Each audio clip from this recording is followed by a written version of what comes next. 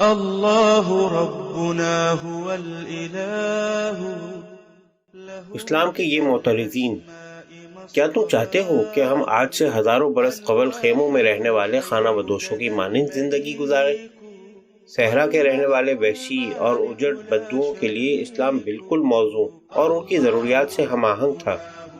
اس کی سادگی میں ان کے لیے کشش بھی موجود تھی، لیکن کیا موجودہ دور میں جو آواز سے تیز رفتار طیاروں، ہائیڈروجن بموں اور سینما کا دور ہے، کسی ایسی تہذیب کی گنجائش ہو سکتی ہے جس کی بنیاد خدا کے اقرار و ایمان پر ہو اور جدید ترقی یافتہ تہذیب کے معیار پر پوری نہ اترتی ہو؟ کیونکہ یہ جامد ہے اور وقت کا ساتھ دینے کی صلاحیت سے قطعاً عاری۔ اس لیے ہم جب تک اس سے چھٹکارا حاصل نہیں کریں گے، آج کی ترقی یافتہ اور مہذب اقوام کی صف میں شامل نہیں ہو سکیں گے۔ کچھ عرصہ ہوا جب میری ملاقات ایک انگریز فاضل سے ہوئی تو مخالفین اسلام کے یہ سارے اعتراضات میرے ذہن میں گھوم گئے۔ یہ صاحب اقوام متحدہ کے ماہرین کے اس وفد سے متعلق تھے جو گزشتہ 2 برس سے مصر میں مقیم تھا۔ اس وفد کا مقصد مصری کسانوں کے معیار زندگی کو بڑھانے میں حکومت مصر کی مدد اور رہنمائی تھا، مگر اس خطے اور یہاں کے لوگوں سے گہری وابستگی اور محبت کے باوجود چونکہ وفد کے ارکان میں سے کوئی بھی ان کی زبان سے واقف نہ تھا، نہ ان میں سے کسی نے اس کی ضرورت ہی محسوس کی تھی، لہٰذا حکومت مصر کی طرف سے مجھے یہ خدمت سونپی گئی کہ میں وفد اور مقامی کسانوں کے درمیان ترجمانی کے فرائض انجام دوں۔ اس طرح میری ملاقات اس فاضل انگریز سے ہوئی۔ میں نے پہلی ملاقات ہی میں اس انگریز کو جتا دیا کہ مصر کے لوگ انگریزوں سے متنفر ہیں اور اس وقت تک متنفر رہیں گے جب تک وہ مشرق کے کسی ایک ملک میں بھی جارحیت اور ظلم کا باعث بنتے رہیں گے۔ میں نے اس کو یہ بھی بتایا کہ ہم ان کے حلیفوں مثلاً امریکہ وغیرہ سے بھی نالاں ہیں، کیونکہ انہوں نے مصر، فلسطین اور ہمارے دوسرے مسائل کے بارے میں غیر منصفانہ طرز عمل اپنا رکھا ہے۔ میری گفتگو سن کر وہ بھونچ کا سا ہو گیا۔ لمحہ بھر کے توقف کے بعد کہنے لگا، کیا تم کمیونسٹ ہو؟ اس پر میں نے اسے بتایا کہ میں کمیونسٹ نہیں، مسلمان ہوں، اور اسلام کی صورت میں میرے پاس ایک ایسی تہذیب اور نظام زندگی موجود ہے جو اشتراکیت اور سرمایہ داری دونوں سے کہیں زیادہ اعلیٰ، ارفع اور برتر ہے، کیونکہ یہ پوری زندگی پر محیط ہے اور اس سے اس کے مختلف شعبوں میں ہم آہنگی پیدا ہو جاتی ہے۔ 3 گھنٹے تک ہم آپس میں یہی باتیں کرتے رہے۔ آخر میں وہ کہنے لگا، اسلام کے بارے میں آپ جو کچھ کہتے ہیں ممکن ہے وہ بالکل صحیح ہو، لیکن جہاں تک میرا تعلق ہے میں تو جدید تہذیب کے ثمرات سے محرومی گوارا نہیں کر سکتا۔ میں ہوائی جہازوں میں سفر کرنا چھوڑ سکتا ہوں اور نہ ریڈیو پر دلکش اور دل فریب موسیقی سے بے اعتنائی برت سکتا ہوں۔ آرام و آسائش کے سر و سامان کو میں نہیں چھوڑ سکتا۔ اس کے جواب سے میں بہت حیران ہوا اور میں نے کہا، لیکن آپ کی ان دلچسپیوں پر قدغن کون لگاتا ہے؟ تو کیا اسلام قبول کرنے کا مطلب خانہ بدوشی اور وحشت کے دور کی طرف پلٹ جانا نہیں ہے؟ بے بنیاد اعتراضات۔ اسلام کے بارے میں معترضین اسی طرح کے شبہات میں مبتلا نظر آتے ہیں جس طرح کے شبہات ابھی سنائے گئے ہیں۔ جن لوگوں نے تاریخی مذاہب کا مطالعہ کیا ہے وہ جانتے ہیں کہ ان اعتراضات اور شبہات کی کوئی حقیقت نہیں ہے، کیونکہ اسلام پر کوئی ایک لمحہ بھی ایسا نہیں آیا جب یہ ترقی اور تہذیب کی راہ میں سنگ گراں بنا ہو۔ اسلام نے جس قوم کو مخاطب اول بنایا وہ زیادہ تر بدوؤں پر مشتمل تھی۔ وہ تہذیب سے اس قدر دور اور ایسے سنگ دل تھے کہ خود قرآن پاک نے ان کے بارے میں کہا ہے، الاعراب اشد کفرا و نفاقا، یہ بدوی عرب کفر و نفاق میں زیادہ سخت ہیں۔ سورہ توبہ 97۔ اسلام کا عظیم معجزہ۔ اسلام کا ایک بہت بڑا معجزہ ان وحشی اور اجڑ بدوؤں کو انسانوں کے ایک گروہ اور قوم میں تبدیل کرنا ہے۔ اس نے نہ صرف ان کو راہ ہدایت دکھائی اور حیوانیت سے بلند کر کے انہیں انسانیت کی اعلیٰ قدروں سے روشناس کیا، بلکہ انہیں دوسروں کے رہنما اور خدا کے دین کا داعی بھی بنا دیا۔ اسلام انسانوں کی تہذیب اور روح انسانی کی تطہیر کی جو معجزہ نما صلاحیت رکھتا ہے، یہ کارنامہ اس کی بڑی واضح اور روشن مثال ہے۔ اسلامی تہذیب اور روحانی و عملی زندگی۔ روح انسانی کی تطہیر بڑا پاکیزہ مقصد ہے۔ یہی تمام انسانی سعی و جہد کا حقیقی منتہا مقصود ہے۔ اور انسانی تہذیب کے غایت اصلی بھی، لیکن اسلام روح کی تطہیر ہی کو کافی نہیں سمجھتا، بلکہ اس کے ساتھ ساتھ تہذیب کے ان تمام مظاہر کو بھی باقی رکھتا ہے جنہیں موجودہ زمانے میں زندگی کا اصل لطف سمجھا جاتا ہے۔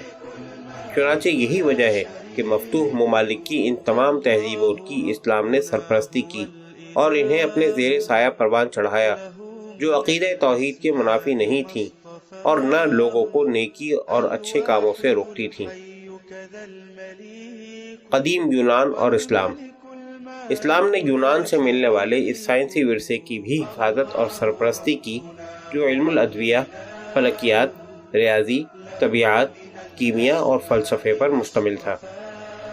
اسلام نے اس ذخیرہ معلومات کی صرف حفاظت ہی نہیں کی بلکہ اس میں مزید اضافہ بھی کیا۔ اس سے ظاہر ہے کہ مسلمانوں کو سائنس اور اس کی تحقیق سے کس قدر گہری دلچسپی تھی۔ چنانچہ یورپ کی تحریک احیاء علوم اور اس کی موجودہ سائنسی کامرانیوں کی اساس مسلمانوں نے اندلس کی سائنسی تحقیقات ہی ہیں۔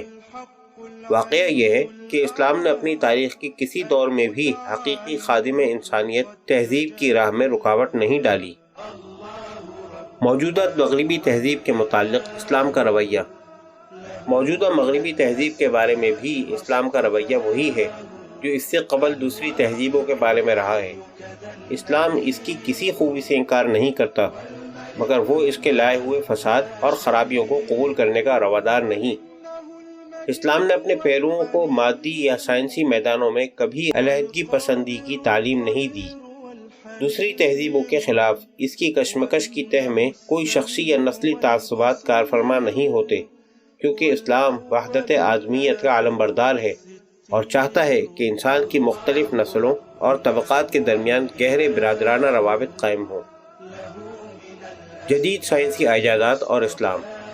اسلامی تحریک جدید ایجادات کے خلاف نہیں ہے اور نہ مسلمان یہ چاہتے ہیں کہ مختلف ہتھیاروں اور اوزاروں پر بسم اللہ الرحمن الرحیم کے الفاظ گندہ ہونے چاہیے، ورنہ وہ ان کو اپنے گھروں، کھیتوں اور کارخانوں میں استعمال نہیں کریں گے۔ اسلام جو کچھ چاہتا ہے وہ بس اتنا ہے کہ ان ہتھیاروں اور اوزاروں کو اللہ کے لیے اور اس کی مرضی کے مطابق استعمال کیا جائے، کیونکہ یہ تو بے جان آلات ہیں۔ ان کا نہ کوئی مذہب ہو سکتا ہے اور نہ کوئی وطن، مگر ان کے غلط یا صحیح استعمال سے ساری دنیا کے انسان متاثر ضرور ہوتے ہیں۔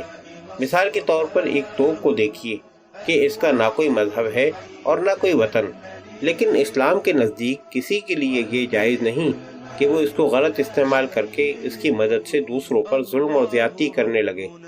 کسی مسلمان کی بہرحال یہ شان نہیں ہے، بلکہ اس کا کام یہ ہے کہ توپ کو ظالموں کی زیادتی سے لوگوں کو بچانے کے لیے کام میں لائے یا دنیا میں خدا کے دین کا کلمہ بلند کرنے میں اس سے مدد لے۔